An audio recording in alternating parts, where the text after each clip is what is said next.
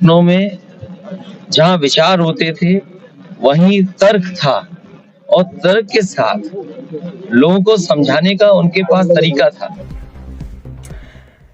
बड़ी खबर कन्नौज से आ रही है। बीमार चल रहे पूर्व शिक्षा राज्य मंत्री पूर्व विधायक का उपचार के दौरान निधन। सूचना लगते ही घर परिवार में कोहराम मच गया। कार्यकर्ताओं में शोक की लहर दौड़ गई। उनके आवास पर लोगों का तांता लग गया। लोगों ने पहुंचकर भावभीनी श्रद्धांजलि दी। इंदरगढ़ कस्बे के पूर्व शिक्षा राज्य मंत्री पूर्व विधायक विजय बहादुर पाल काफी समय से बीमार चल रहे थे। उनका उपचार तिरवा मेडिकल कॉलेज में चल रहा था। मंगलवार की देर रात लंबी बीमारी के चलते उनका निधन हो गया। समाजवादी पार्टी से तिरवा विधानसभा से विधायक भी रहे थे। सपा सरकार में शिक्षा राज्य मंत्री भी रहे थे। महात्मा गांधी इंटर कॉलेज मणपुरा में शिक्षक के पद पर भी कार्यरत थे। तिरवा विधानसभा से चुनाव भी लड़ा। सपा से विधायक भी रहे। लंबी बीमारी से उनका उपचार तिरवा मेडिकल कॉलेज में चल रहा था। उपचार के दौरान बीती रात उन्होंने दम तोड़ दिया। जानकारी होते ही गांव व क्षेत्र में शोक की लहर दौड़ गई। घर परिवार में कोहराम मच गया। उनके आवास पर उनके अंतिम दर्शनों के लिए लोगों का तांता लग गया। लोगों ने पहुंचकर भावभीनी श्रद्धांजलि दी। कन्नौज से उपेंद्र चतुर्वेदी की रिपोर्ट।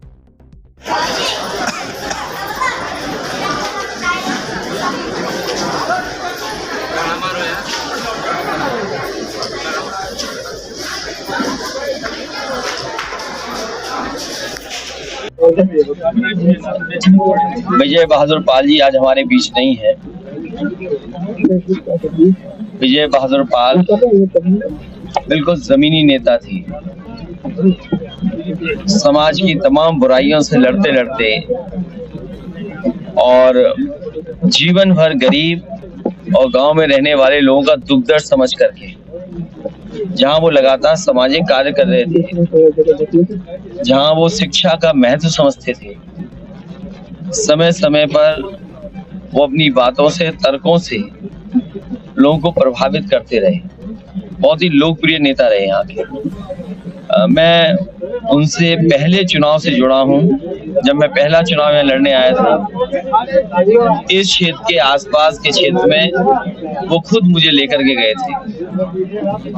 जो उनका समझाने का तरीका, कहने का तरीका और राजनीति की जो समझ थी, समाजवादी विचारों की वो जो जानकारी थी, वो समाजवादी आंदोलन से एक बार जुड़े, हमेशा जुड़े रहे। डॉक्टर राममनोहर लोहिया, चरण सिंह जी, नेताजी, इसको जो उन्होंने आंदोलन आगे बढ़ाया, उनके सिद्धांत, उनके कार्यक्रमों को जनता तक पहुंचाने में लगातार वो अपनी भूमिका निभाते रहे। विधानसभा जीते हों, मंत्री रहे हों, लेकिन उन्होंने अपना जीवन नहीं बदला, रहने का तरीका नहीं बदला, गरीबों से बातचीत और व्यवहार नहीं बदली उनकी। इसीलिए वो लोकप्रिय नेता थे। कई घटनाएं मुझे याद आती हैं। उनके भाषणों में जहां विचार होते थे वहीं तर्क था और तर्क के साथ लोगों को समझाने का उनके पास तरीका था। लोग उनकी बात को समझते थे और बिल्कुल जमीनी जो बातें होती थी, जो दुख दर्द थे, उनको बहुत आसान तरीके से समझा देते।